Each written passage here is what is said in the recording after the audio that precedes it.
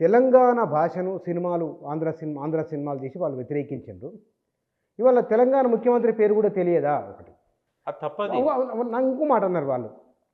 ఒక ఘటన జరిగినప్పుడు ఏదైనా జరిగితే సినిమా వాళ్ళు ఇక్కడ కూడా వెళ్ళాలి. హీరో ఇంటికి వెళ్ళడం ఎంత ముఖ్యమో ప్రేక్షకుడు కదా, ప్రేక్షకులే దేవుళ్ళు అంటారు కదా, ఇక్కడికి ఎందుకు రాలేదు వాళ్ళు? ఇది ప్రశ్నించకూడదా? విషయం చిన్నగా అనిపిస్తుంది కానీ ఇదేమిటని మీ బహుశా మీకు అది తెలిసిన వాళ్ళ ఎవరు ప్రశ్నించాలి?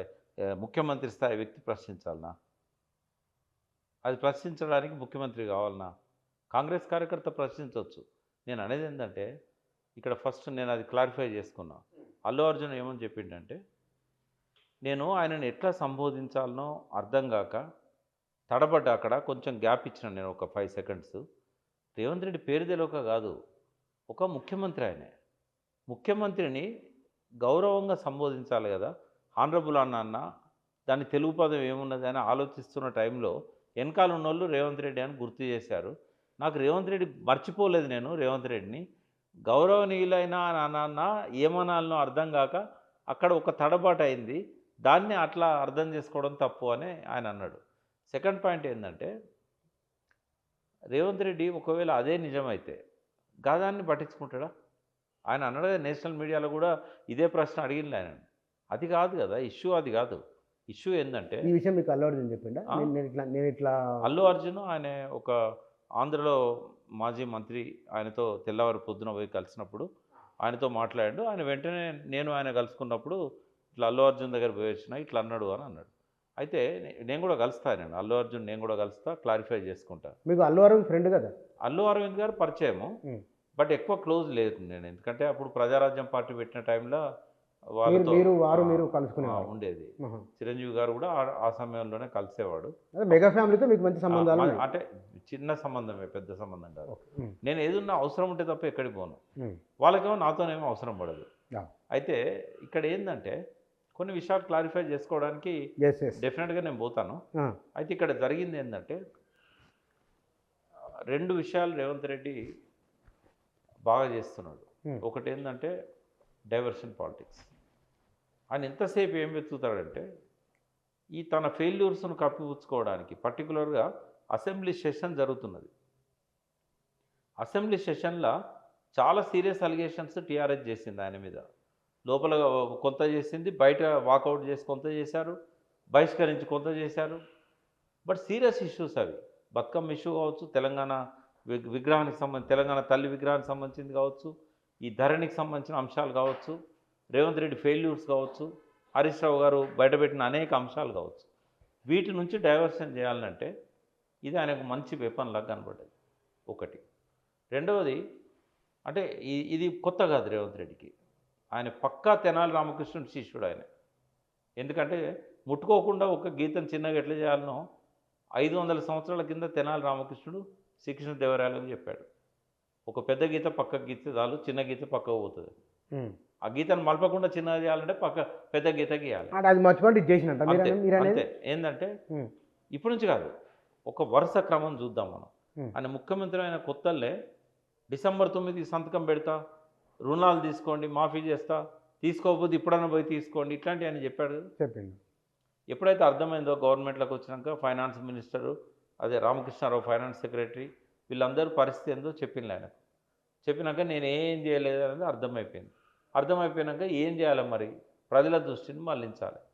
ఒక్కొక్కటి నెలకొడితే ఇస్తాడు ఆయన. ఫస్ట్ ఏం చేసిండు? టీఎస్ను టీజీ చేశాడు. ఓ 10 రోజులు చర్చ జరిగింది. తర్వాత ఏం చేశాడు? జయ జయ తెలంగాణను కీరవాణితో పాడించి అదొక. ఇవన్నీ ఎవరు అడిగినాయి కాదు. టీఎస్ను టీజీ చేయమని ఎవరు అడగలే. తెలంగాణ పాటను గుర్తించినావు, గౌరవించినావు, అభినందనలు. కేసీఆర్ చేయలేని పని నువ్వు చేసినావు. కానీ ఆ పాటను మళ్ళీ పాడించడం అవసరమా? ఎవరు అందశ్రీ అడిగిండా, లేకుంటే గద్దర్ అడిగిండా, లేకుంటే ప్రజలు అడిగిందా, లేకపోతే మరి ఇంటర్నల్ మీటింగ్ ఎవ్వరేం అడగలేదు. గుర్తించమని అడిగారు అంతే. అందశ్రీకి ఒక్క రిజర్వేషన్ ఉండే. ఆ బయట పాడుకున్న పాట కాకుండా తను రాసిన మొత్తం పాట పాడాలనేది ఉండే. సరే, బంకించంద్ర చటర్జీ రాసిన వందే మాతరము 3 పేజీలు ఉంటుంది. బట్ స్వాతంత్రోద్యమంలో ఇది ప్రతి ఒక్కరి నాలుకల మీద నాట్యం ఆడాలంటే, అందరికీ పాడుకోవడానికి అవకాశం ఉండాలంటే అప్డేటెడ్ ఫామ్లో వందే మాతరాన్ని ఒక 4 చరణాలకు తగ్గించారు. అట్లనే కేసీఆర్ కూడా ఏం చేసిండంటే చాలా గొప్పగా రాశాడు అందశ్రీ పాట. బట్ దీన్ని కొద్దిగా మనము పాడుకునేటట్టుగా తయారు చేద్దామని చెప్పేసి ఆ పెద్ద పాటలో నుంచి ఒక 2, 3 చరణాలను తీసుకొని, అవి కేసీఆర్ రాసినయేం కాదు. కేసీఆర్ 1, 2 పదాలు మార్చిండాడ. సిరి వెలుగులు విరజిమ్మే సింగరేణి బంగారం అని ఒక పదము, ఇట్లా కొన్ని ఒక 3, 4 పదాలు ఆయన ఉంటాయి. బట్ ఒరిజినల్ పాట అందశ్రీ రాసిందే. కానీ ఆయన పెట్టిన అన్ని చరణాలు తీసుకోలేదు ఆయన. వందే మాతరం లాగానే కొంత అబ్రిడ్జ్ ఫామ్లో తీసుకున్నాడు. అది అందశ్రీకి ఇష్టం లేదు. దాన్ని రాష్ట్రగీతంగా గుర్తించాలంటే మొత్తం పాటను తీసుకోవాలన్నాడు ఆయన. సరే రేవంత్ రెడ్డి తీసుకున్నాడు, సంతోషం. కానీ మళ్ళీ కీరవాణితో పాడించాడు. ఇది ఒక 3, 4 నెలల్లో 2 నెలల్లో చర్చ నడిచింది. అది అయిపోయిందో లేదో తెలంగాణ తల్లి మళ్ళీ మొదలుపెట్టాడు. రాజీవ్ గాంధీ విగ్రహం తెలంగాణ తల్లి ప్లేస్లో పెట్టడం, మళ్ళీ విమర్శలను తట్టుకోవడానికి ఆ తెలంగాణ తల్లిని మళ్ళా విగ్రహం తీసుకొచ్చి సెక్రటరీ ముందర పెట్టడం, దాని రూపాన్ని మార్చడం, ఇదంతా కూడా మళ్ళీ ఒక డైవర్షన్. 10 రోజులు మీడియాలో బయట చర్చ అయింది. ఇక ఒకదాని తర్వాత ఒకటి ఈ సిరీస్లో తీసుకుంటే హైడ్రా అందులోకే వస్తుంది, మూసీ అందులోకే వస్తుంది. మూసీ మీద ప్రేమ లేదు, హైడ్రా మీద ప్రేమ లేదు ఆయనకి. 2 మంచి సంకల్పాలే, కానీ ప్రేమతో చేసినవి కాదు అవి. ఎట్లా చెప్తారు మీరు ప్రేమ ఉంది లేదని? ఎట్లా ఏ అంచనాతో? ఎవరన్నా ఒక కార్యక్రమం ప్రేమతో మొదలు పెట్టాలనుకున్నప్పుడు దాన్ని కూలంకుషంగా స్టడీ చేస్తారు. రాత్రి రంగనాథ్ గారిని అపాయింట్ చేసి ఒక జియో లాంటి, జియో కూడా కాదేమో అది, ఒక మెమో ఏదో ఇష్యూ చేసి హైడ్రా అని పెట్టి, ఆ హైడ్రాకి ఏం చట్టబద్ధత ఉండే ఆ రోజుల్లో? ఇప్పుడంటే గవర్నర్ ఆర్డినెన్స్ తీసుకొచ్చాడు. హైడ్రా పెట్టే ముందట ఎఫ్టీఎల్లో ఉన్నాయని కూలగొడుతుంది, ఎఫ్టీఎల్ బఫర్ జోన్లో ఉన్నాయని కూలగొడుతుంది. అసలు ఆ ఎఫ్టీఎల్ డిసైడ్ కాలే కదా. ఒక చెరువుకు ఏది ఎఫ్టీఎల్ ఏది బఫర్ జోన్ తెలియకుండా నువ్వు ఎట్లా గీతలు పెడతావు, ఎట్లా బుల్డోజర్లతో కూలగొడతావు? అంటే అధికార యంత్రాంగం ఎట్లుంది బుచ్చన్న?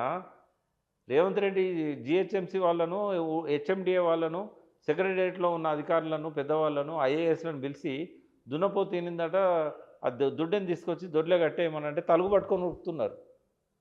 ఒక్కడన్నా కనీసం కామన్ సెన్స్తోని తెలిసినా కూడా ముఖ్యమంత్రికి ఎదురు చెప్తే ఏమవుతుందో, ముఖ్యమంత్రి నీ తప్పు అని అంటే ఏమవుతుందో. ఎందుకంటే కేసీఆర్ దగ్గర చూసిన లేదు వాళ్ళు.